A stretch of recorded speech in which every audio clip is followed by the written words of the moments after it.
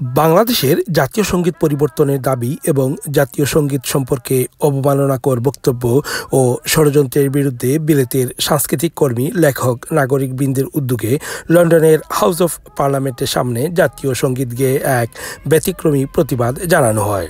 গত 16 সেপ্টেম্বর লন্ডনের house of পার্লামেন্টের সম্মুখে কবি হাফসা ইসলাম, সাংস্কৃতিক ব্যক্তিত্ব স্মৃতি আজাদ, স্নিগ্ধা মিষ্টি, মাহমুদ হাসানের সার্বিক তত্ত্বাবধানে এতে অন্যান্যের মধ্যে উপস্থিত ছিলেন কণ্ঠযোদ্ধা হিমাংশু গোস্বামী, মুক্তিযোদ্ধা লোকমান হুসাইন, মুক্তিযোদ্ধা ফয়জুর রহমান খান, মুক্তিযোদ্ধা গৌস সুলতান, মুক্তিযোদ্ধা লোকমান হুসাইন, মুক্তিযোদ্ধা ইঞ্জিনিয়ার মিফতা ইসলাম, মুক্তিযোদ্ধা মতিয়ার চৌধুরী, মানবাধিকার কর্মী আনসার আহমদুল্লাহ, অভিনয়শিল্পী রুবাইয়াত জাহান ঝরা, শহীদ আলী, সাংবাদিক এমি শাহ, কবি লিপি হালদার, নাট্যকার মুজিবুল হক মনি, মিডিয়া কর্মী হেনা বেগম, শামীমা মিতাক, কণ্ঠশিল্পী কাউসার হাবিব, কণ্ঠশিল্পী বিউটিশীল, কণ্ঠশিল্পী জিনাত শফিক সহ আরও অনেকে।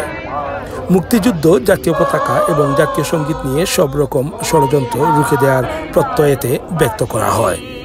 আল্লাহ রহমান খান শাহীন, বিলেত টিভি, লন্ডন।